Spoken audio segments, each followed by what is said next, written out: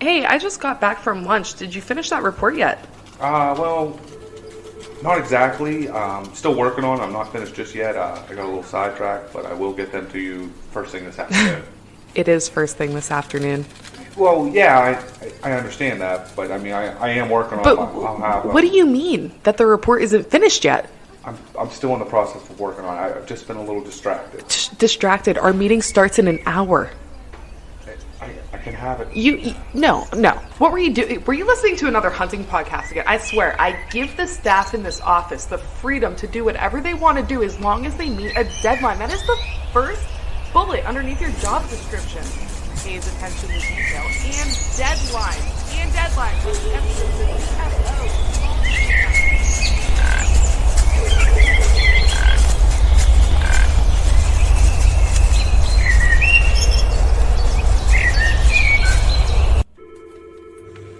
Dude, are you even listening to me right now? Welcome to episode 86 of the Whitetail Distraction Podcast. My name's Austin, and joining me via Zoom, Charles Hedlund. How you doing, buddy?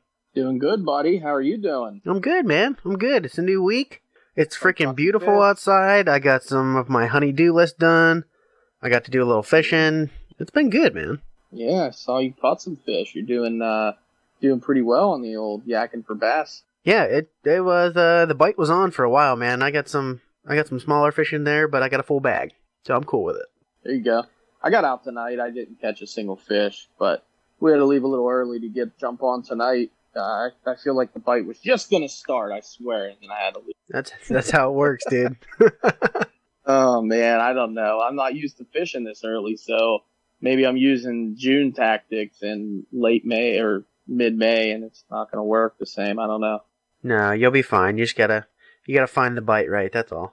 Yeah, well, the guest that we're going to have on here tonight, I was going to hook up with his property pond, we'll call it, but apparently last minute I had to make an audible and change plans to a different pond, which is a very big hit or miss. It's kind of a trash pond, but there are big fish in it if you can find them.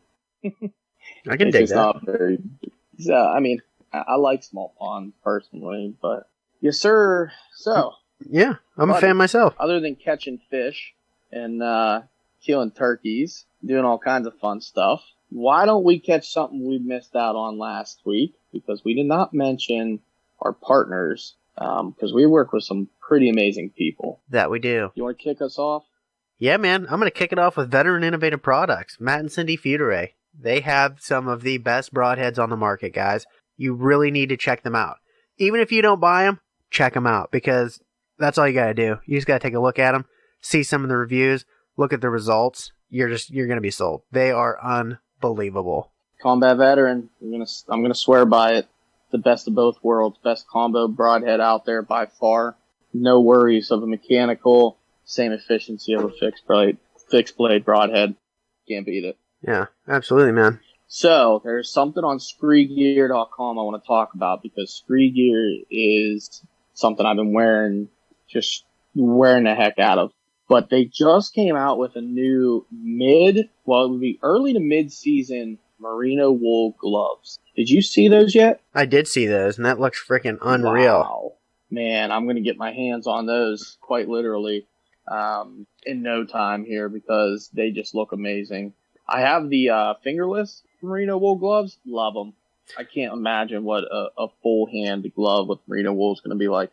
Yeah, man. Another thing that I'm excited about, they were kind of teasing and kind of asking the audience what they were kind of looking for. They're coming out with solid colors, which is something that I'm really interested in, because a lot of the Merino that I have already is solid colors, and I love it. And I have nothing against their camo patterns. I love their camo patterns. The Summit and the Solus are unbelievable. But, sometimes you just want to rock some pants that are like, coyote brown or olive or something like that. You know what I mean? Yeah, they had some really, really nice colors too, by the way. Those solid colors they had were absolutely incredible looking. They were legit, man. I went and voted for 3 of them. Yeah, man. I could have voted for all colors, but the 3 were just like, and it was a clear hit throughout the whole feed as I was scrolling through. Those colors were just there were a couple that were really popular. I think it was pretty much a general consensus on that one. But guys, go out, check them out. Let them know that you've heard about them on us by maybe buying a little something and using the code WDP20 for 20% off your first purchase. There you go. And if you're buying their for sale stuff, it's going to be super cheap. Just make sure you mention it to us or them. Let us know what you bought. That way we can, keep tabs on who's out there buying Scree gear and how you like it. Because I'd like to hear back from the people that use it. I know Sam just bought a whole bunch of stuff on there real cheap the last sale that they had. That's awesome, man. I can dig that. Yes, sir. And then, speaking of fishing, buddy, New Canoe. Yep. New Canoe, man. I think, are you getting the Flint? Is that what you've decided? Yeah. I'm going to go with the Flint. There's a couple reasons behind it, but, one of the main reasons is the size and for what I'm going to use it for. That's kind of like my main selling point. But their whole lineup is like absolutely incredible. Yeah. Yeah, they have the Frontiers, the 10 and the 12 if you want to go something that's just super sturdy, rock solid kayaks. The Flint, you have the Unlimited, which is what I am still waiting on. I can't wait to get my butt on one of those, man. It's going to be absolutely amazing. And then I think they had one other one as well. But just check them out, man. Go to the New Canoe website, and you got to look at these boats. They are just unbelievable. For kayaks, they are top of the line. Yeah, totally agree, man. And, on the last note, there have been still, to this day, a ton of freaking turkeys dying from this A&F custom calls, man. You aren't kidding. Kyle just killed 2 today. Yeah. He killed one, and his uncle killed one today, and his grandfather missed one today. Just today alone, as we record this, 3 birds almost died. 2 did die from the A&F custom calls. I mean, I've seen 10 birds go by the wayside. We're going to get into some stories here coming up that with our guest here that's on the line, patiently waiting for us to finish. He will attest, I believe, to the effectiveness of these calls. Yeah, 100%, man. Well, you already teased him. Let's get this guy on here. Who are we talking to today? The Wizard. We're talking to the Wizard. Where you at, man? It always makes me nervous whenever you say you're going to introduce me and you just both start laughing simultaneously. Dude, it's hard not to. These podcasts and hanging out with you, they're always just like unbelievably funny, man. I mean, it's not... Well, I appreciate you guys being brave enough to bring me on. This is my 3rd time now. Yeah, man. You're a good guest. That's why you come back on. Yeah, I had my, what was my last episode? I reserved that one like early on there. It's kind of a little quicker turnaround, but a lot's happened, I guess, since actually really a lot's happened since the last time I talked to you guys on here. Yeah, dude. Episode 69. Yeah, what did you say? We're on 86? No. Yeah. Well, that one was a little more, I guess, depressing after previous spring. Kind of in the middle of I guess the tail end of like the roller coaster here, because it's been the last 2 months has been absolutely freaking insane. Chucky's been with me for a majority of it, but it's been, from my memory, the biggest year I've ever had turkey hunting by far. Yeah, I agree. Same here. I've had the biggest year this year than any other one in the past, and I thought last year was an unbelievable year. I had 2 birds in 2 different states, and there was no way I could beat that. And a bunch of other guys killed them in front of me, and then this year happened. It was like unbelievable, man. Just from the start to now. I mean, we're not even halfway through our season, and like I said, I think it's either 9 or 10 birds that I've been a part of so far, and that's 3 different states as well. Yeah, it's insane. Yeah, man, we still got 2 weeks to go. Yeah. I mean, I was jokingly saying it's like we almost seem like we know what the hell we're doing. But I mean, when we went down to Oklahoma, what happened down there was insane. I don't know if I'm allowed to even talk about it right now, but then coming back and then, I mean, opening day, me and you freaking got it done before freaking the sun was even, fully over the mountains there. I mean, I think we looked at the clock and you said 6:24 or something on the video, and I had one on the ground there. So, I mean, that's the first time I ever got one on the first day, and definitely the earliest I've ever gotten one. It was wild. Yeah, that roosted and roasted. A lot of times you'll see roosted but not roasted. Well, this year it's been quite the opposite. When we've roosted them, birds have died. And even if we haven't roosted them, birds have still died. It's been pretty incredible. Yeah. Like you said, we can tease the Oklahoma trip again, because we do have that episode coming. It's going to be pretty amazing to have everyone in the same building and talking about it. But from your perspective, it was funny because you drove 16 hours and you didn't have a single thing in your hand that can harm a turkey other than a camera if you threw it hard enough. Well, I mean, that was the mission that I straight up said, I go, listen, I'm obviously way more involved in the video than probably anybody else, like in our collective group.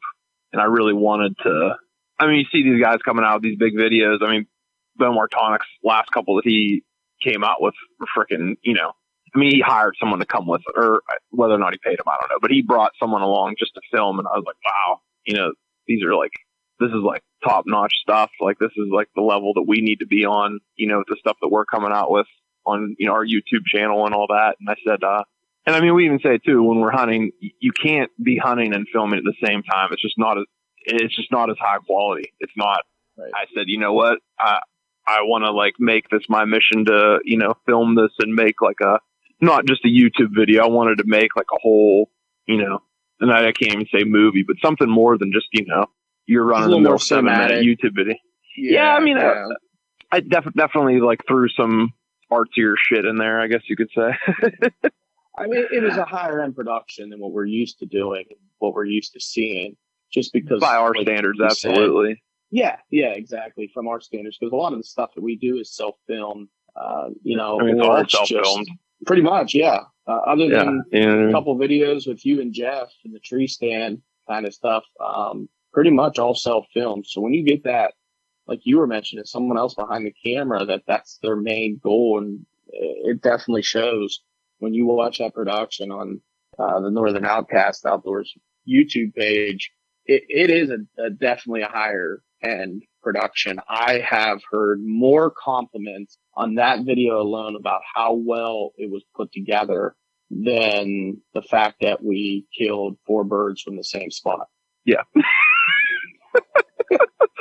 See, that to me, I told you this, whenever we were talking about it, because I said, joking, I was like, you owe me a bird, motherfucker, after you watched the thing. And, I was kind of jokingly saying that video, that whole edit, that was my trophy in some regard, but it wasn't like I wasn't hunting. That's the other thing too. It's whenever we were split off or doing the day that the freaking turkey apocalypse happened there, you were every bit of probably 2 miles northeast of us on the far end of this game lands, and we were to the southwest down there.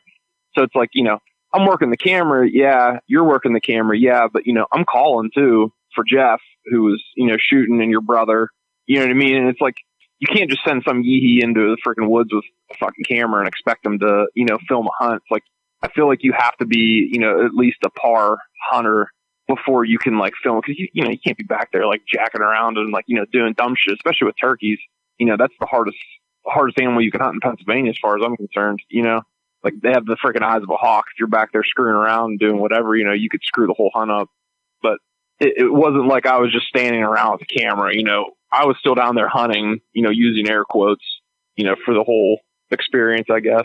Yeah, absolutely. It was definitely part of the hunt, and I understand it, and anyone that turkey hunts long enough that really enjoys it on the level that we do, when you go out and you guide someone else to a hunt and a kill, or no kill at all, just guiding someone and talking to the birds and working the birds and then working the camera. And I got maybe, and we're going to get into that story about our opening day festivities, but I get more enjoyment sometimes out of someone else.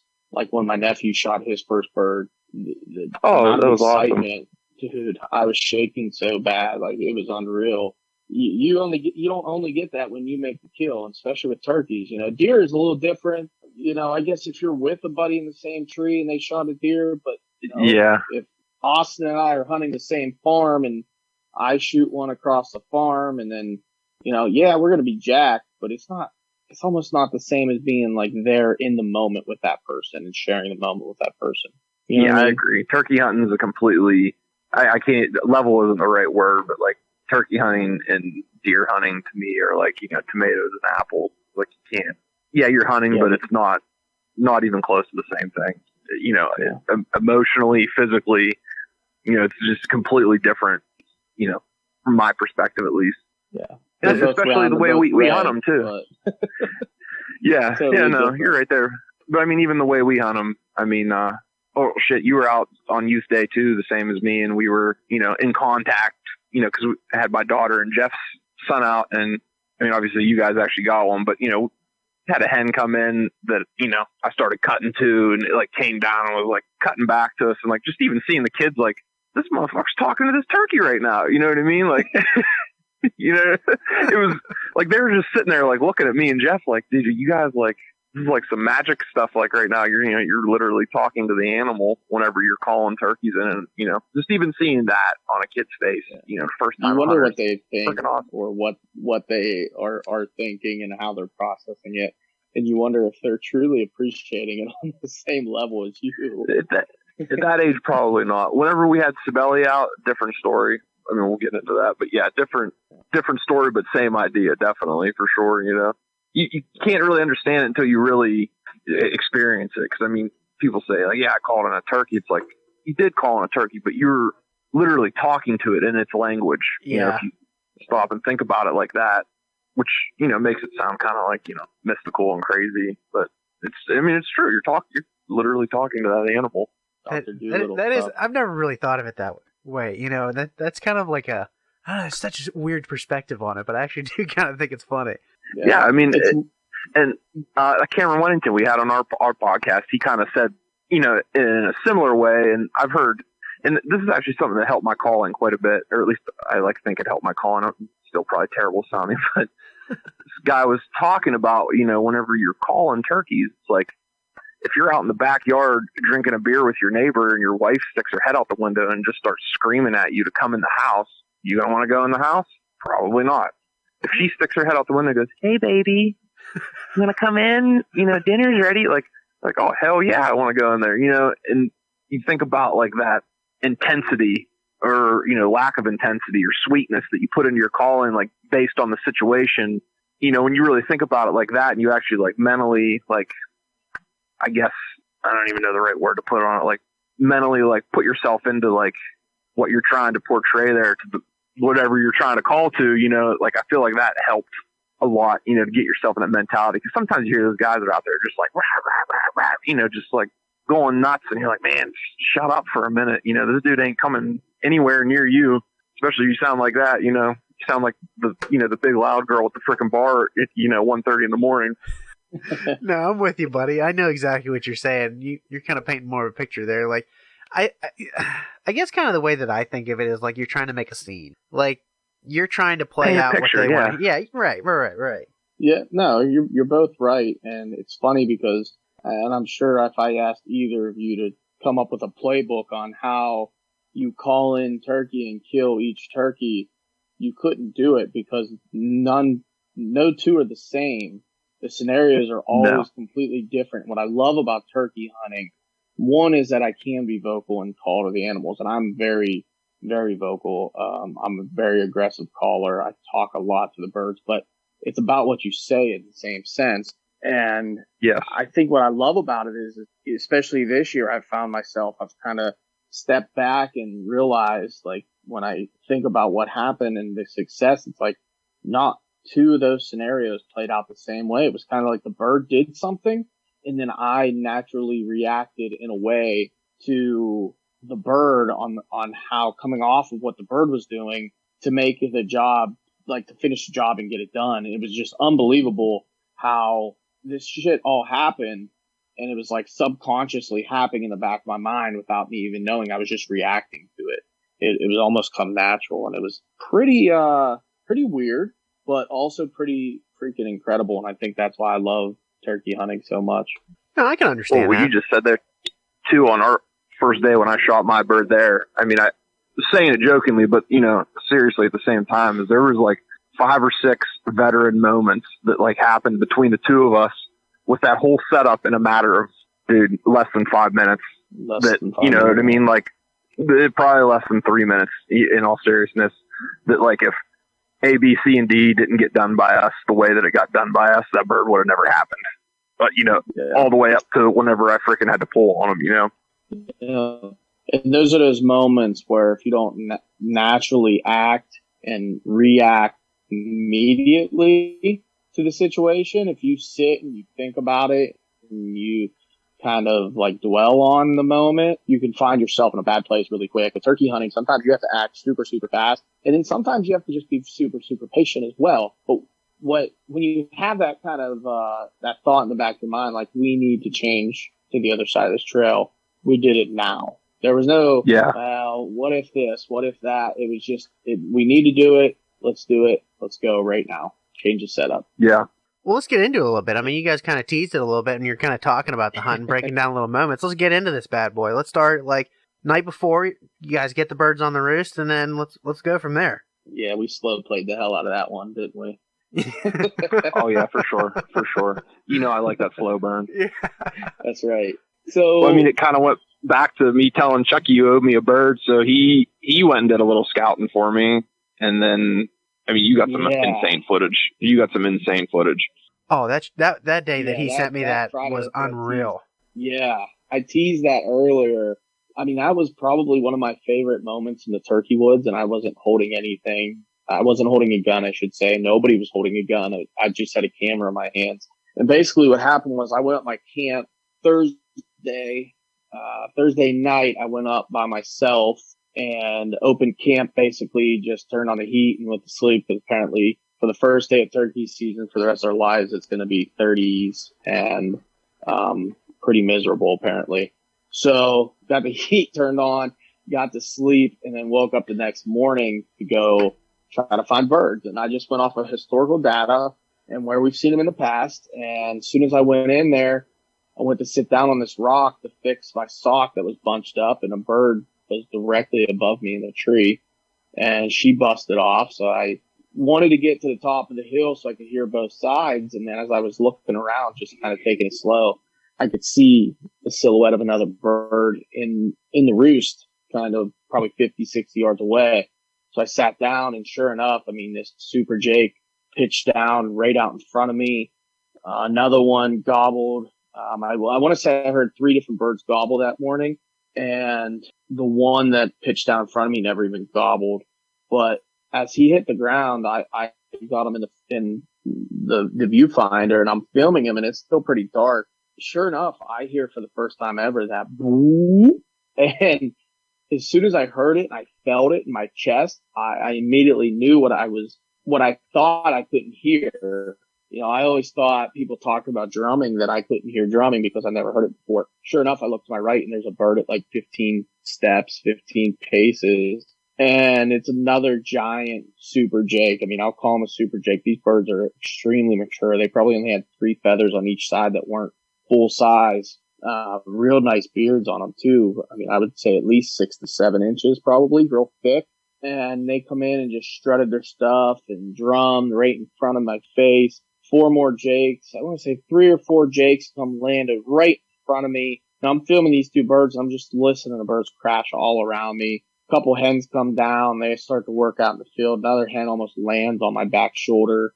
And you can see all this in the intro to the video of Booher's bird. But that morning kind of put us in place, because that afternoon when Booher headed out, he was going to get there a little after dark, I want to say. And I chose to knock them out because there was about 30-mile-per-hour winds, and I knew I wasn't going to be able to see them, and I didn't want to get into the woods and spook any birds. So I was just going off of the data that I had made that morning. And then, Booher, you can take over from there, buddy. Well, it was crispy as shit that next morning. It was definitely frosty. I think it was like, 28, 29 degrees when we got up. That's the like worst, trying to get in quiet when it's like that. We went in. We were kind of like on a open field. There's like maybe like knee-high grass down, I don't know, maybe 500-600 yards. We kind of got up in the corner of it to where he had, had his encounter the day prior.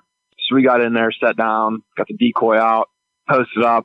They start gobbling on the complete other side of the field from where we were. So that's where we're like, dude, we need to turn now, turn around, get set up on the other side of the trail. And, there was 2 definitely down below us that sounded Jake-ish, but they didn't have like a real, defined chop in their gobble. So we're like, that must be, the turbo Jakes that he had seen. So we're like, okay, let's see what happens. And then a nice one, like a definite, like no question, Tom let loose to the left of us at like our 9 o'clock down on the other side of like the road in. Like he was a little ways, but like not out of question. But the way the terrain worked, we were sitting there and we both looked at each other. I was like, that's the bird we want. And I was like, you know what? These other ones are going down here. If they're funneling up the way they've been funneling up, I bet you he comes along the bottom of that hill and comes in. So we stay put, roll the dice, and sure enough, dude, the night, this is the crow story I was telling you about. The night before, we were drinking Old Crow, and that's what my grandpa used to drink when we go up to camp. So I was like, better drink some, pay respect to the old man. So we were drinking Old Crow the night before. We were tree yelping at these birds. They didn't give a shit what we had to say. A crow fired off. They gobbled every damn time at the crow. Every time. I'm not even joking. Every time. I don't think they answered us one time. They knew where we were. I would say they talked to us on the roost. Once they hit the ground, they couldn't crow give only. two shits. Yep. Yeah. Yep. They could not. Because you hear it in the video too. The crow went off, dude. They went freaking ballistic. Yep. But absolutely. Once they got down, the one started skirting along the edge of the tree line, like out across. We see it like way off. Chucky's like he's coming around the edge up the trail where we were hoping they were going to come up. And he got down probably like the midpoint between us and that far tree line. He was still probably every bit of 200 yards, I bet. And he kind of went into the trees going to our right, which was bad for the way we were set up. So I was like, okay, he's in the trees. I need to like get over now. So I turned like, I don't know, 45 degrees from where I was originally sitting at, kind of, still being able to get a shot on that trail if I had to. And then sure shit, here comes the big boy out into the field, beelines across it. Full bore, dude, comes straight across, and like the last like 40 yards in the trees, dude, he just full out sprints into the trees. And we're like, oh shit, it's going down now. Here we go. That crow went off in the video, and the whole freaking ground shook. They gobbled. I was like, oh my God, here we go, dude. Here we go. Not even 10 seconds later. And I was like, you son of a bitch. I can't even see the bird, and he busted on something. I'm like, son of a bitch. All of a sudden, I see his head coming up. And I mean, this all happened in a matter of like maybe 3 minutes, 3-4 minutes tops. This all took place.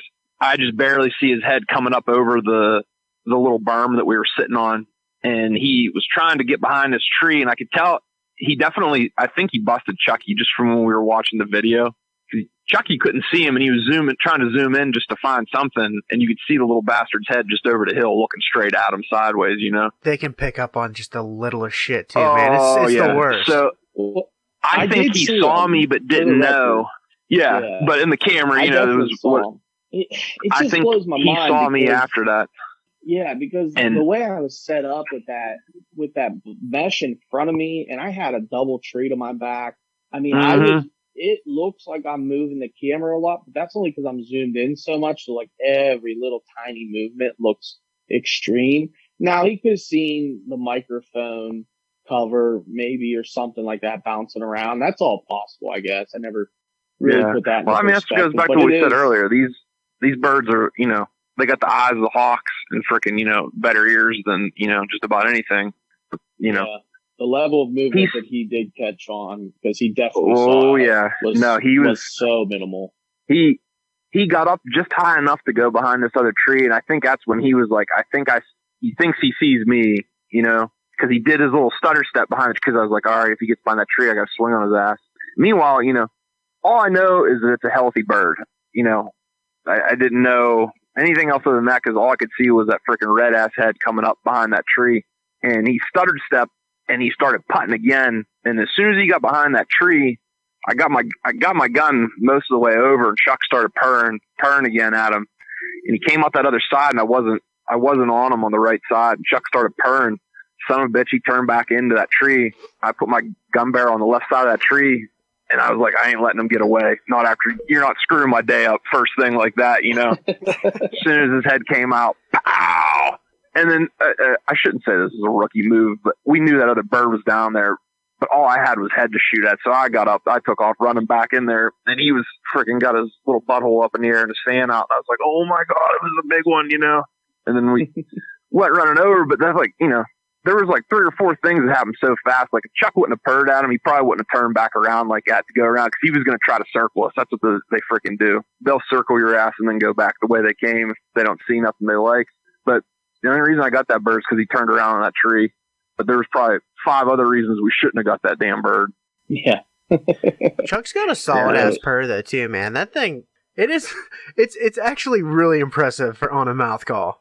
Oh, dude, the fan on that bird is not equivalent to its beard. Like, it was an 8-inch beard. It's a solid bird. It's a great bird. But the fan on that bird, I mean, you can see in the picture, I'm a big dude. I'm a really big dude. That fan damn near covered my entire freaking upper body. You know, he was a big ass bird that had like kind of a little goofy beard on him, even though it was 8 inches long. Yeah. I think you misheard him. He was actually complimenting my purr. Can we step back? I wasn't letting him have that. I wasn't letting you have that. I love it either way, dude. I was just going to squash that and hope nobody else noticed. I mean, I'll be honest. It is something I've worked on, like, because I have a long commute to work. And when I first committed to mouth calls 3, 4, I don't know how many years ago, probably 5, 6 years ago now, that's all worked on with clucks and purrs, man, clucks and purrs. And it just, like, that's one of the things I mentioned when I was telling you about those little things just happened that subconsciously I did, that I didn't even know why I was doing it, or, you know, it just happened. I just started purring. I knew the bird, he shocked me when he started putting his alarm putt, and it kind of like threw me off my game for a minute. And then as I'm watching him kind of walk around, he's not running away. So I'm like, well, give him the purr. So I start purring, and it did. He got curious again, and that's when he did. He took those last 2 steps. He did that little half circle around that tree and come back the other way, and he blasted his ass. Man, I wasn't letting him get away. You don't ruin my day. I've had my day. When you hear that noise, I mean, anybody that's even like kind of a serious turkey hunter knows the freaking death putt. Like, your day is fucked at that point.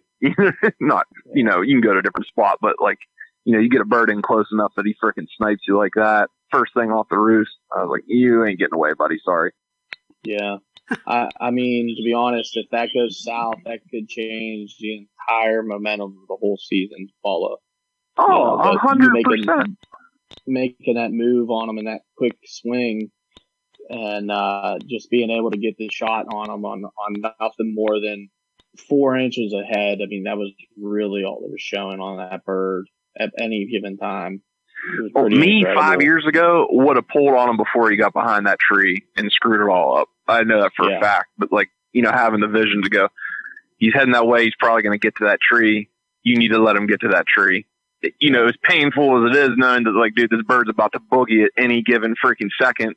But, also having the peace of mind, it's like, well, I got Chucky here. He's not completely freaking useless. Like, I got someone that isn't a putz backing me up. You know what I mean?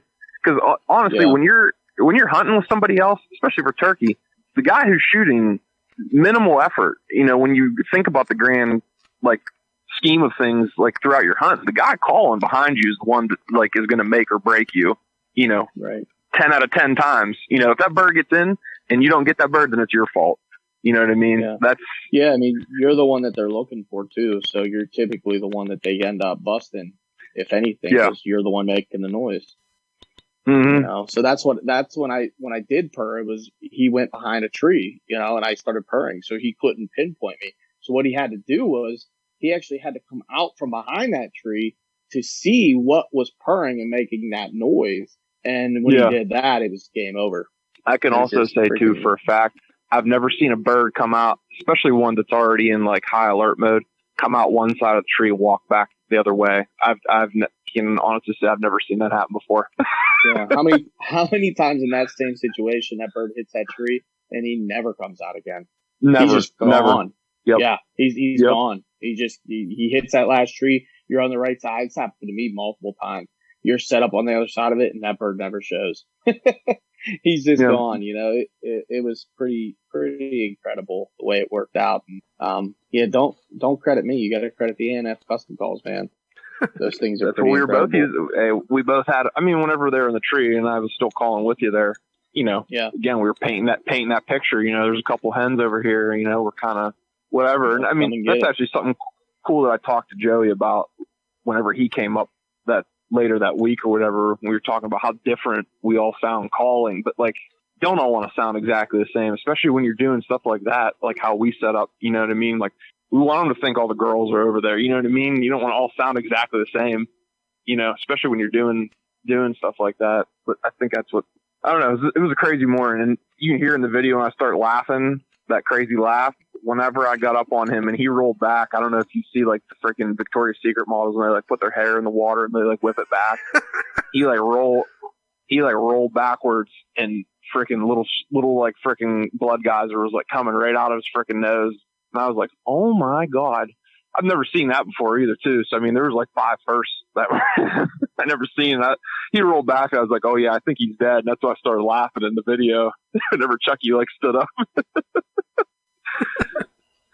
It is funny too, like just hearing you mention like how different everybody sounds. Like I can think of like just me calling next to Chuck. Mine always sounds so damn raspy, and then you got Chuck's and his comes in, and it's not like, I feel like Chuck's is more like front end, if that makes sense, as opposed to like mine. It's just I don't know how it just plays out the way that it does, but it's just I sound like a nasty Chucky old... has a very sweet, yes. He has a very sweet sound to him, you know, when he's calling, and that's that like low, that I feel like you get more, getting a good mid-range like Chucky has, I feel like will get you, that's that closing sound that you want, you know what I mean? Like anybody can get a bird to gobble once, but when that bird starts coming in, you know, you ain't going to be freaking, you know, slamming on the freaking pot, you know, keying this bird coming in. It's like, no, they don't want that. They don't. Will you get a bird like that every now and again? Yes, you will. You'll get that horny bastard that comes into freaking, you know, a wet fart underneath the freaking hemlock, you know? But, you know, 9 out of 10 times, you know, you got to give them that sweet stuff when they come in, you know what I mean? And that's that real nice. That's what I call it, that nice. You want to have that for them. Yeah. Yeah, that little sweet nothings that you give them when they're in close, that last 100 yards. Yeah. That is a game changer. If you want to kill birds or if you want birds to hang up on you. And sometimes they still do, but man, I'll tell you what, just learning to call low. And I mean, it all comes from podcasts that we listen to, guests we talk to. You know, we were talking to Kyle Allen the other day, and, you know, he said the same thing. Everyone has that one hen that they try to imitate that's stuck in their mind. And that's kind of what I do is I listen to the birds in the area and I try to get familiar with what they sound like so I can imitate their sound. That way, whenever that tom hears the bird in the area than what it's supposed to sound like, then you're imitating the same noises and he thinks you're her. So that's kind of what I go for anyhow, but that's the thought behind it. Whether I accomplish that or not, nobody knows, but it seems to work. I mean, sometimes it works, sometimes it doesn't. That's turkey hunting. You know, this year it's been working so far. Yeah. And it is nice to have. I mean, I'll go back to it. It is a shameless plug, but it's nice to have a call that you can hit a wide range of sounds on, because you can change it up in a minute. I can go super raspy, or I can get that front end high pitch into a little bit of rasp on the back end of a call, you know? I mean, I used the same call for all 3 days we hunted down in Oklahoma. I didn't change it once. I used the same freaking one.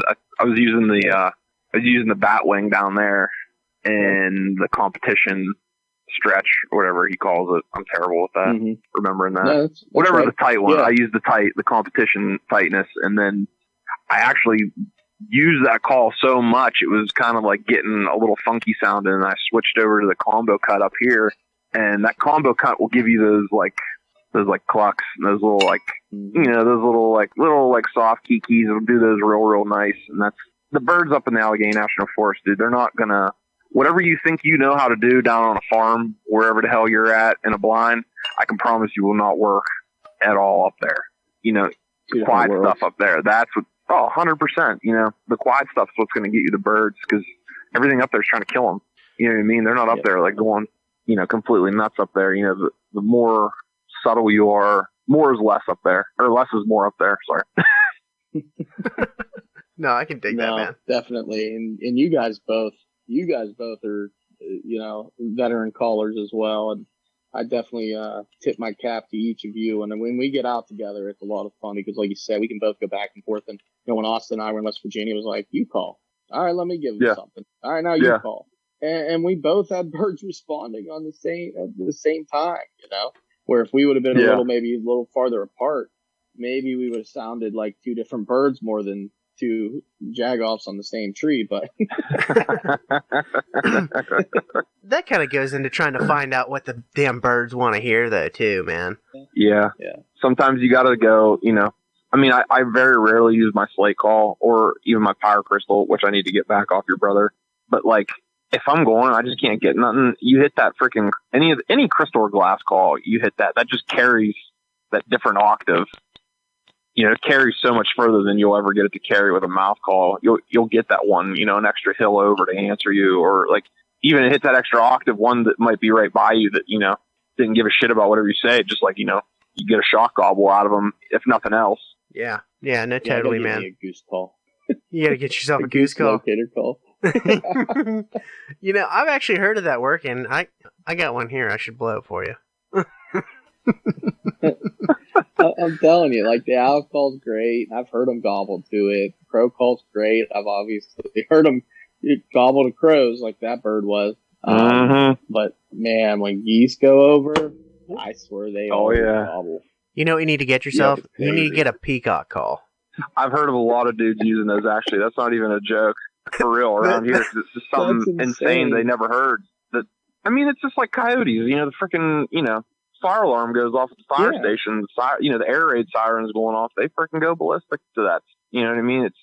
And that's actually whenever I was learning to call, a million years ago.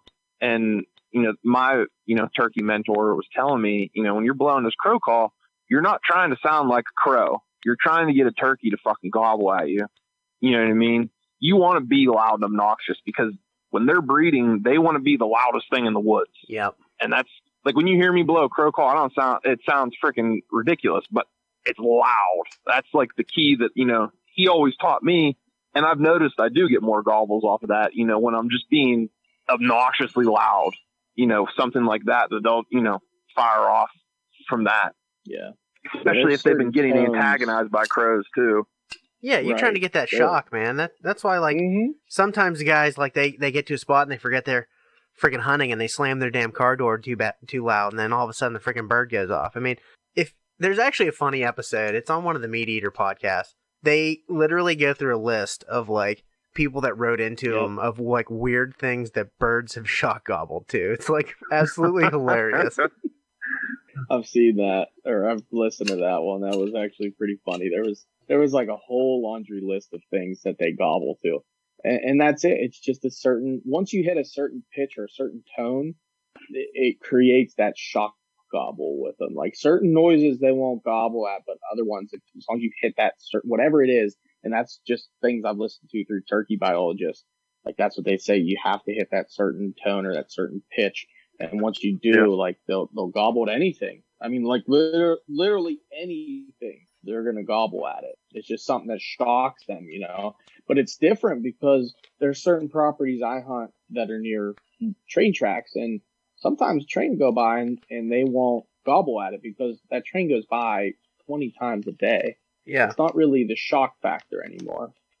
I mean, how many crows first thing in the morning? Yeah, they gobble to them a lot. Sometimes in areas like locally, not up the mountain, two different worlds. Locally, you blow in that crow call all day and you're not going to get them to gobble. But up there, no, it carries a different pitch through the mountains, I think, personally. Yeah. Yeah, it does. It absolutely does. And it works a lot better. It's way more effective up there. Yeah, I'm so hit and miss on the damn crow call. I feel like it's so common and so many guys can blow the thing that, like, it does get overused around here.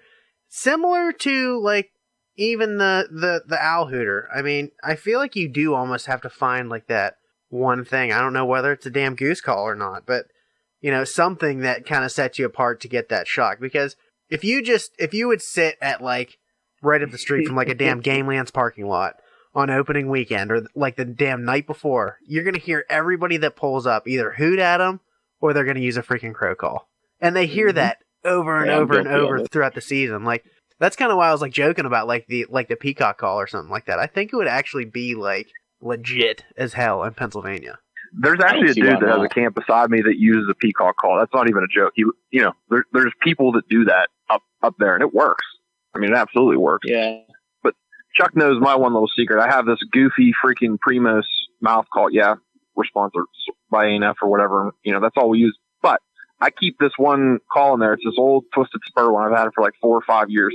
Sounds god awful, but whenever I freaking get on it, because it sounds so different, I have no reason why. I'll get a gobble with that thing at least once if they're around, and I kind of use it like a locator. Once they gobble, then I switch back to whatever I had. But it's the same thing. It's just this crazy sounding thing that they've never heard before. They're like gobble when they hear it, like gobble. Yeah, they're like gobble ? Like. And it's kind of like when you shoot the gun and they're like, oh, God, what was that? Yeah, exactly like that, But it sounds, I mean, you heard me use it up there the one day. Because I was like, listen, if they're around, there's a good chance we'll answer to this thing. Because we were trying everything. It was after I shot my bird, me and you went back out. And I freaking whipped that baby out. And I was like, I'm going to let you in on a little secret. Yeah, we end up not getting on anything else the rest of the day. But I'll tell you what, all these tactics and some of these things that played into what we're talking about right now definitely played a factor on Sabelli's bird.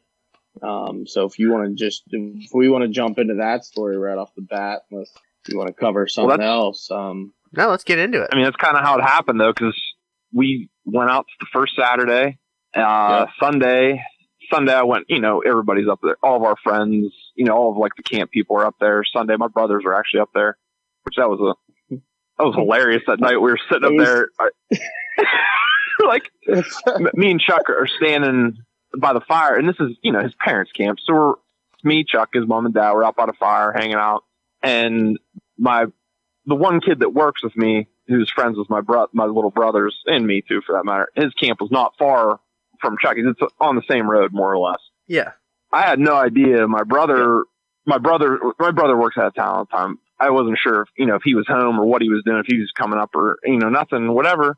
So we're standing by the fire. You see these headlights coming up the road and they pull straight into Chucky's thing. And I'm like, oh, someone coming? I'm thinking it's, one of Chuck's buddies. Like, no. His dad turns around and his dad's like walking over. I was like, oh, your dad must know. Maybe they're the neighbors or something. He goes, I don't know who the hell's car that is. I was like, look around the corner. I was like, that's my fucking brother. What are you doing here? He goes, oh, we were going to Mike's camp. We saw your truck here, so we thought it was your truck. So we pulled in. I was like, oh my God. But Sunday, I went and visited. Madness. Yeah, visited with them, and then, went and saw a couple guys from work that have camps, near mine. And, I just enjoyed my day up there Sunday. It was beautiful out all day long, went for a little walk along the river. And because, I'd never gotten a bird like that before. Usually you don't get it Saturday. Your ass is in the woods scouting Sunday trying to find answers for Monday, because I take the first week off every year in Pennsylvania for the Pennsylvania season. And then, Sunday I was like, wow, I can catch a little buzz, mow the grass, chill a little bit, and then, whatever. And then Monday I went scouting because our buddy Brian, who, he's a couple years older than me. I mean, he's in his 30s. He'd never been hunting until last year, and he'd never been turkey hunting until this year. So I went out, and our good buddy Joe, Whisper in the Wind Outdoors, he got a bird Saturday morning. He's like, dude, I'm off the rest of the week. I go, I'll come help. Let's get Sabelli a bird. 'Cause, we all went to high school together. We're all buddies and stuff. So I went and scouted Monday, Tuesday, and I definitely found some birds. The one I found was like, I was calling him the Shaman of the hill, in this older spot. I haven't hunted in a long time. Can I just stop you for 1 second, Booher? You come up with the funniest names for everything. I love it. Just like the Shaman of the hill. It'll make sense, when you hear like what this bird was doing. Because I went up, I was trying some different stuff just to hear, looking for sign. Didn't see a lot of sign on the gas road I was on, the gas oil well road. And I was back in there. I actually had a face-to-face with a freaking coyote up there. I almost blasted him with my pistol. And I was coming back out. I was like, man, there's bear tracks up here. I go, I don't think there's any damn turkeys around here. Sure shit, big one gobbles, a ways, but not far. I'm like, ooh. So I get down in the trees. I get a little closer. You know, I'm piss potting around down in there. He gobbles again. I'm like, all right, it's like 3 o'clock. So he's probably, you know, getting into his general vicinity of where he sleeps. So I sit down, gobbles again, same exact spot. I'm like, gobbles again on his own. I don't hear any hens on it. He's just up there gobbling. I'm like, man, there must be something up there that I can't hear, like over the next hill that I can't hear, you know? Sure shit, I hear another bird gobble way off to my left. I'm like, answering him. I'm like, what the hell? So I'm like, all right, I'm getting off the hill. You know, this point it's like 5 o'clock. So I text Joey before I lose service. I was like, I found us a bird. It's going to be a tough sell, you know, for a first-time hunter coming up here. And I'm like looking at on X. I'm like 3.5 miles. I'm like, Sibeli is in terrible shape. Okay, whatever. We'll figure it out. So we go. Joey's like, hey, I saw birds on the edge of this freaking private. Let's go try to roost them. Can't roost them. But we go back the next morning because it's an easier hike in. Nothing happens first thing in the morning, 9. Me, Joey, and Brian. So I was like, we can go up and mess with this dude. I go, there was definitely another bird up there for sure that I heard. But the big one's going to be a tough boy. I can already tell, you know. So we get up there, hike up this hill. I mean, it's straight up, you know, for the first like half mile up this thing. You know, he's sucking wind bad. Get up to the top, kind of poking around. We get a gobble, same freaking spot as he was in the day before. And this time it's 9:30 in the morning. I'm like, son of a bitch. I don't think he's like leaving where he flies down from, you know. I'm like thinking in my head this. I'm like, he doesn't go far. So I'm like, there's got to be hens over there. There's got to be food over there. And I knew there was a creek that was not far from where he was at. So I'm like, oh, this is going to be bad. But start calling again. Set up around the corner of this like big horseshoe. Joe's calling. I'm up with Brian's. Joe calls little, get one to answer. I'm thinking it's him coming closer. And me and Joe disagreed on what we think happened next, but answered. Sounded like he came a little closer, and then nothing. I'm like, what the hell? Sure shit, he gobbles again back where he was. Later, I realized these birds were coming into him. These other gobblers were coming to him. I'm like, what in the fuck, dude? So we get up high around him to try to, you know, do whatever, because we had another bird gobble up that way. So we just kind of like set up and, you know, we're trying to see what's going on.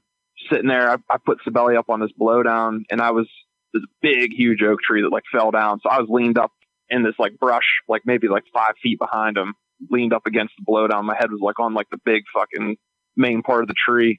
And we're sitting there, hen fires up. So I start working this hen down to the left of us, and Joey's probably like 50 yards behind us. I'm working this hen, and then all of a sudden I hear something in the leaves behind us. It sounded like, you know, it was either a fawn or a turkey. So, you know, I look up to him. I was like, don't fucking move. And then all of a sudden, as Jake comes flying past our heads, right behind us. This thing came like 5 feet from us. I'm like, holy shit. I'm like, don't shoot. Don't, you know, put the damn gun down. This thing flies in the valley. I see that hen take off around the corner. I'm like, what the hell? So we stand up. There's a freaking guy standing there like 30 feet behind us. I'm like, what the fuck is this guy doing? And then I'm like, did we walk in on him? I'm like trying to remember. I was like, I didn't see a truck down below there. I go, oh, you know, we're a ways back in at this point. We're probably every bit of 4 miles back in the woods. I'm like, where'd this guy come from? So I turn around and I see Joe. He stands up. Joe's standing there with his hands up like shrugging. I'm like, what the hell? So we go walking down, and I'm like, oh, man, did we walk in on that guy? And Joe's like, oh, yeah, you know, whatever. Like, kind of brushes me off. So we, like, get, like, halfway down the hill again, and he's like, yeah, that guy walked in on us. I didn't want to say that to you while he was right there because I know how you get. And I'm like, what do you mean how I get? And I'm like, where did he come from? Because we went down there. There's no truck down there. He goes, dude, I didn't tell you he walked in on us on purpose because I know you're a freaking idiot. I'm like, all right, fair enough, whatever. So we go home. At that point, it was like already like 11:45. Go back up the hill again. And Sibeli's, he's starting to feel it a little bit at this point, like big time. You know, like he's starting to like feel the burn a little bit. That 4 a.m. wake up call after I got him drunk. So we get him up the hill again. We get up there. That bird starts gobbling from the same damn place. Dude, he was just jumping down out of the tree and calling all the birds to him. Wasn't moving 100 yards from where he was flying down out of that tree. And we worked a couple that came around. They just skirted us straight down to him, dude. We had 3. It was at least 2 toms that we called that we thought we were calling in, but they were just working down the valley below us, like maybe like 600 yards to our left, just coming down through. And another Jake came down through, and they went down there, and dude, they were just freaking having like a big orgy down there, just gobbling their freaking heads off down on this like little like ravine horseshoe. And you couldn't walk in there because you could see with binoculars how freaking open it was. It's like if you went down there, you'd never get them anyway. So like, yeah, they're gonna pick you off at some point. Oh yeah, absolutely. So we're like trying to, work the perimeter and get a dumb one. And we came around and it was the same thing. We tried working down in this other spot that we were sitting up in, and that's why I was calling him the Shaman, dude. He was just like summoning these freaking other turkeys down to him, and they were, just coming down there and having this like freaking little tribal meeting down in this valley by this river, And it was crazy because we counted at least 3 gobblers that went down to him, straight to him from him gobbling, and he would just periodically just let one rip for no reason at all. And it was crazy. It was absolutely crazy. That's awesome. Yeah.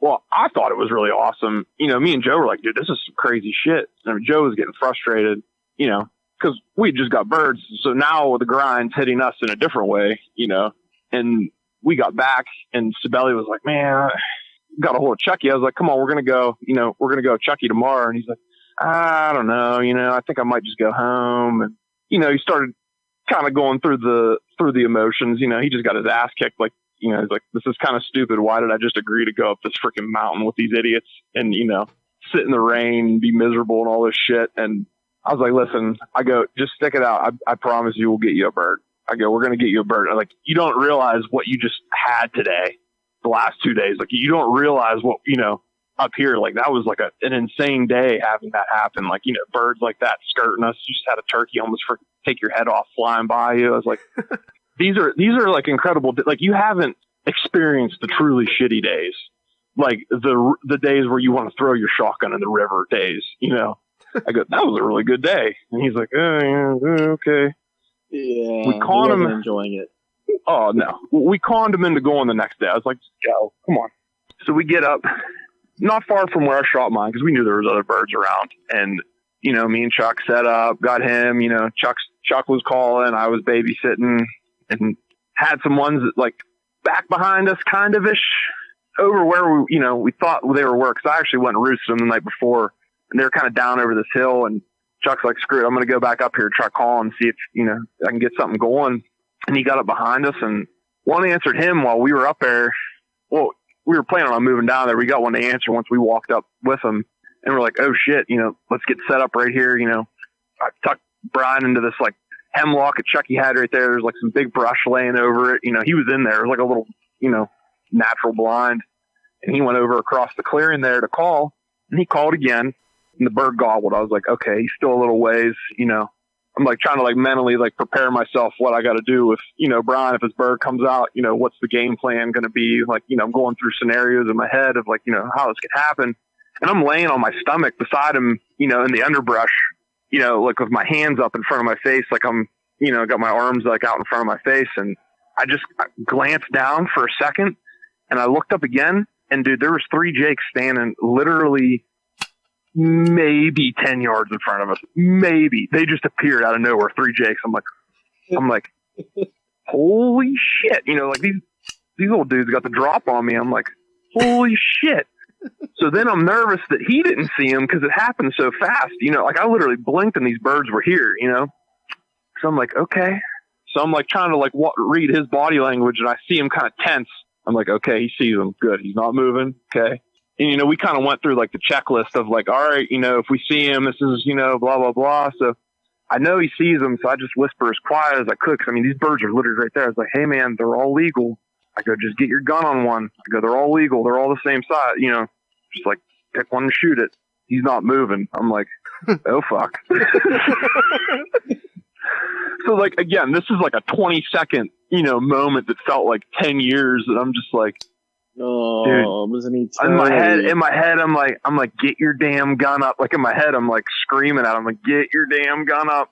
He had it up on his knee, but he didn't have it, on it. And then the one in the back kind of like got spooky, like, okay, something ain't right. And it turned around, its head turned freaking white as white. And it turned around. The other 2 were just kind of hanging out there. And then finally I saw him start lifting his gun up. I'm like, okay. And then he freaking crammed that dude that was trying to run away. And then later I found out there was a branch that his gun barrel was stuck on. He couldn't get, up on the other ones. I'm like, but, he freaking absolutely obliterated this bird. And then we were hooting and hollering. And then, next thing you know, we were drinking beers at, 9 a.m. after we got breakfast. Yeah, that was a great morning. And it all happened basically because you guys had roosted birds again, which, if you remember, they weren't talking in that morning at all. Like, they were very, very quiet. They apparently went deeper than we thought when they roosted. We didn't hear them come down. We didn't hear anything. I just knew from knowing that area, I said, there's the other side. I got to go call over there just to see. And I went over there and I called. I moved a little more and called, and I didn't hear anything. I finally switched out to that batwing call from the combo cut just to give a different noise. And I called, and I was just sitting there, and I thought I heard a gobble, and I called you, and I'm like, dude, did you hear that? But I knew you wouldn't, because you guys were way too far we were still poke. away. Yeah, we were poke out there. I'm like, you wouldn't have heard. You're like, I think it's just a woodpecker. I'm like, nah. I'm about 98% sure I heard a gobble. You guys got to come over here. That's when we went and set up in the same tree, same setup where I shot my bird last year, where Jay Bird shot his Jake last year, same tree, and Sabelli shot his out of the same tree. So now 3 birds have gotten killed out of that same setup. It's just a beautiful little setup right there with the different transitions in the fields and where the woods come in. There's a couple natural spots. So it worked out great, man. And Sabelli was absolutely jacked. And I know he was very appreciative. Yeah. He messaged me like 4 or 5 times. Like, seriously, dude, thank you so much. And it was amazing. Oh, we got to see the whole build up, the despair, the one to give up. And I was like, listen, even Joe, Seaburn don't say a whole lot. And he basically said, don't be a fucking pussy, in so few words to him. And he's like, I guess I'll go. And then, you see like the whole, like, you could tell he was glad he did it, at the end of the day. Like, he stuck it out and like big success story, Yeah, that's what I was going to say. Like the whole, him kind of everything coming full circle. When he finally got the bird, it was like he appreciated the moments now from the last 2 days where you worked his butt off. He appreciated it more knowing that this was the end result. This is what I was out here working for. And and now it's accomplished. And we had, and it was cool. We got to share it with, and you get to share that with like, good friends. Like I've known Brian all my life, we're good friends. We just got to do this with, on top of all that, like, we made these memories with Joe. Cause I mean, that was the first time I turkey hunted with Joe. And like we said before, calling with different people, you kind of like get that, their vibe of like how they do it. It's like cool to see what other people do that works for them. And you kind of got like he got to see the whole spectrum, between, because me, you, and Joe couldn't be more polar opposites between the 3 of us. You know what I mean? Like we couldn't be any more different, style wise. And, he kind of got to, and I mean, he even said that. I mean, he was picking up on things that we were doing that were different and, when we were doing it. And it kind of made me feel like, I kind of like half knew what I was talking about, like in some respect, for someone that, never hunted before. And he's like, wow, shit was crazy. Yeah, it was a heck of a good week, man. I mean, just an absolute solid week. That was Friday. Yeah, you got yours too. Bird. Yeah. Yeah. You got yours what, Tuesday? Tuesday. Yep. I mean, it was just stupid. In all reality, it was just absolutely stupid the way it worked out for my first like 4 hunts since Oklahoma. It was West Virginia. It was youth season, kill with my nephew. West Virginia, Austin kills. We go up to camp, you kill. Go back up to camp Friday, Sabelli kills. Tuesday, I go out in the morning with Mooch. I kill. I mean, it was just like, you didn't kill. You vaporized, my friend. Yeah, that was not a kill. That was like the hardest hit I've ever seen on a turkey in my life. Because that's a statistic, is what that bird was. Oh my goodness. But I have been brought down my pegs since then, trying to get my niece a bird, and she missed a big old tom. Oh man, last Saturday she missed a giant in that same field as I vaporized mine. I mean, the feathers were still wet, and another tom moved in, and sure enough, we got on them, and man, 12 yards. For a kid like that, with that bird moving as much as it was a recipe for disaster, and that's what it turned out to be, unfortunately. But it's all right. It's all right. That'll make them stronger. Oh yeah. She's strong-willed. You just gotta That'll learn from that frickin- one, man. Don't put this decoy so damn close. Yeah, Just it don't was do what just, my dad did to me and like shun me from, the family for the next like 8 months after missing my first deer, If you freaking build them back up, that'll get them jacked up, you know what I mean? To like want, like, I'm going to get that son of a bitch, like that's the vibe you got to give them. That does more for them, I think, than not, Then they'd appreciate it more when it does finally happen, just like we said. Yeah. She wasn't totally upset, I don't know what kind of a hunter she'll be. I think she's still interested, and I know it bothered her a little bit that she missed. I'm sure she was a little bummed out. I could tell when it came in, she got real excited, started breathing real heavy, and I mean, hell, so did I. Yeah. How can you not breathe heavy? Oh, yeah. Right. When you got, just to break this down real quick, because we probably won't get to talk about it again, and I know we're really getting up there on time, but I mean, that morning we went in there, and Anthony actually went out the night before and roosted these birds, but he thought the tom was on one side of the property and the jakes were on the other side of the property. So we decided, I asked Liz, I said, which one do you want to go after? She said, I want to go after the jakes. I was like, all right, we're going. 3 jakes against 1 tom. We'll go get them. We went down in, and we weren't exactly sure, but we knew it was the same roosting area they've been in now 2 or 3 times. I've been out there. And sure enough, we go to get set up about 100 yards back, maybe 80 yards back from the edge of the field where they keep coming out, and they gobbled right on that same roost. So I just took the blind and I ran across the field with it, hurried up, set up 30 yards from the edge of the field, and he gobbled again. I was like, oh, that's not the jakes. That's the tom. and this is about to be zesty. I set up the decoys in a panic, because so I won't break it down completely, but there was a reason why we couldn't access, and we had to walk an extra probably 400 yards. We were running last minute because of Ferletta's lazy ass sleeping in. And he went to a different side where he thought the tom went in and roosted. We went back there. So it was getting daylight quick. He starts gobbling. I'm just panicked, ran out, set the fan decoy up at 12 yards. Kind of the same setup with where I shot mine. And then, I had the hen decoy at 6 yards off to our left. And sure enough, the hens came in quiet. They didn't peep at all. He answered everything I sent to him. Every little bubble cluck, everything that I called from the roost calls, he just absolutely gobbled his head off all morning. Finally, he went quiet. I looked over to the kids. I said, he might be on the ground now.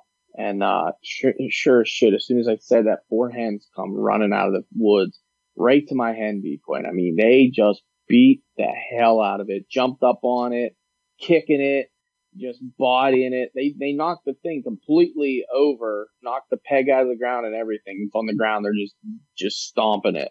I'm like, all right, just don't move, guys. They're at 5 yards, 4 hens. I mean, that's a lot of turkey eyes for 2 little kids. Oh, and me yeah. in a blind in the middle of a field, mind you.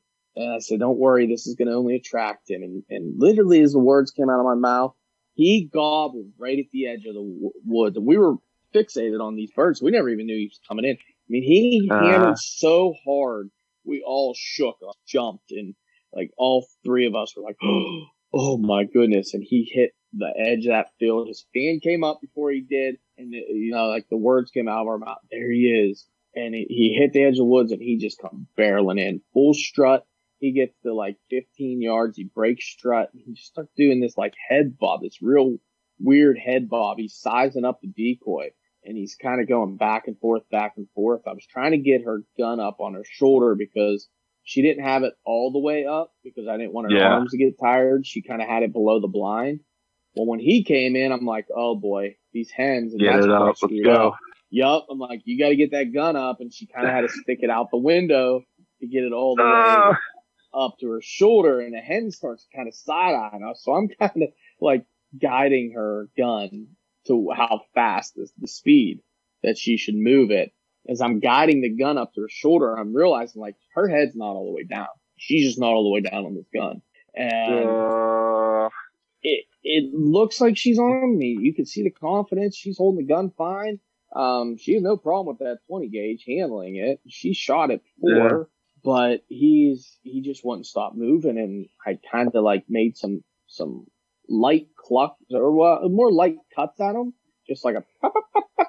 And he didn't even look at me. I mean, he was so fixated on that decoy. He starts like pecking at it and hitting it, and he goes to the right, and then he goes back left, and when he turns to go back towards the decoy, standing beside it, broadside, head fully out and extended, and she lets it rip, and that bird just tucks and turns and bolts to the woods. I mean, like, complete whiff. Yeah. I was just so bummed. Like, I put my head down in my hands. I was just like, couldn't believe that I put her in that situation, in that scenario. You know, I kind of set her up for failure in a way, which I can't stand. And I've been thinking about it every day, breaking it down, you know, the different ways I should have done it, and how I should have had the hen decoy out of our blind window so those birds couldn't see us, so she could move freely. I mean, there's just a ton of different things that I could have played differently. Now, any three of us on this call, that's a dead bird. You know, another bird gets vaporized on camera. But for a 14-year-old first-time hunter trying to shoot, you know, a 3-inch 5-shot out of those Carlson's chokes, that's just not good. You got to be on, you know. So It is what it is. She's excited. She wants to go again already. So I'm still bound and determined to get her first bird. Well, I'd say that's a good sign. At least she's not like totally down about it. She's still excited to go. I mean, that's probably your first, you know, foot back in the door, at least with it. She didn't totally get discouraged, which can happen, man. When you whiff and you're a kid and you get like easily embarrassed because of it and everything, it can be upsetting, man. Yeah. Oh, we still whiff too. I don't give a shit who you are or what you tell me. I go, you might think you hit them too, and for all you know, you probably did them dumb things, freaking eat 3 BBs and run away like you didn't even freaking touch them, you know? Dude, not last year, like the year before, I whipped twice. Plenty of birds. Yeah. You know, that's the freaking name of the game. You know what I mean? Like, this isn't, like I said, and I'll say it again, this is the hardest hunt you can go on in the eastern United States, as far as I'm concerned. Up in those woods, you know, hunting turkeys like that, that's the hardest hunt you're going to go on. You know, and even down here, especially for a young kid like that. But that's awesome. That is freaking awesome, you know? Yeah, I love it, man. I'd give you that outside of maybe a Sika hunt. For as far as Eastern U.S. goes, that's something else. That's something different. But that would be fun too, man. That'd almost be like hunting parakeets. Austin and I have talked about that. Dude, that's something I still want to do so bad. And it's an early hunt too. It's not a late one. Yeah. But not to get off track. That's just something that came to mind. But no, you're absolutely right, Booher. I mean, dude, to get a kid to kill in Eastern around here during normal, like, regular season, not just the youth season, it just adds so much more difficulty.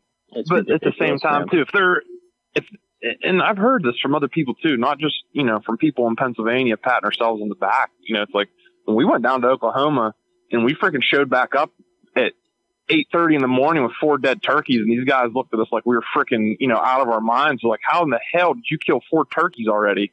It's like, you know, you hunt them back where we're from, and you get your freaking, you know, tits ripped off enough times, dude, you can go hunt anything as far as I'm concerned.